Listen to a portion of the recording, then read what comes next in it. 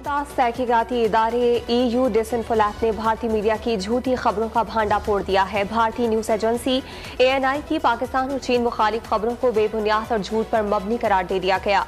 Report के मुताबिक ANI अपनी खबरों में जिन सहाफियों, तंजीमों और ब्लॉगर्स का हवाला देती है वो अपना वजूद ही नहीं रखते। यूरोपीय यूनियन में फेक न्यूज के हवाले से काम करने वाले तहकीकाती इदारे EU डिसइंफो लैब ने नई तहकीकाती रिपोर्ट जारी कर दी, जिसमें भारतीय मीडिया के इस झूठे तरीक़ेकार पर रोशनी डाली गई, जिसके तहत वो पाकिस्तान और चीन मुखालिफ बयानिए तश्कील देता है। रिपोर्ट में कहा गया कि भारतीय न्यूज एजेंसी ANI पाकिस्तान और चीन मुखालिफ अपनी मुतअद्दिद रिपोर्ट्स में पॉलिसी रिसर्च ग्रुप का हवाला देती है, जिसे वो थिंक टैंक बताती है, लेकिन EU डिसइंफो लैब ऐसे किसी भी थिंक टैंक को ढूंढने में नाकाम रहा। रिपोर्ट के मुताबिक ANI ने 2021 में एक मजमून नशर किया जिसे रोनाल्ड नामी लिखारी ने लिखा था और वो पाकिस्तान और मुसल्लह तंजीमों के खिलाफ था, मगर इस नाम के किसी भी लिखारी का कोई वजूद नहीं मिला, जबकि रिपोर्ट में दावा किया गया था कि लिखारी के ताल्लुक एंटी टेररिज्म टास्क फोर्स से है। EU डिसइंफो लैब के मुताबिक international forum for rights and security नामी थिंक टैंक भी 2014 में बंद हो चुका, मगर ANI ने इस इदारे के 200 से ज्यादा मज़ामीन का अपनी खबरों में हवाला दिया। इन तमाम झूठी खबरों के बाद EU डिसइंफो लैब ने भारतीय मीडिया को चार्टर ऑफ म्यूनिख के बुनियादी उसूलों की खिलाफ वर्जी का मुर्तकिब करार दिया।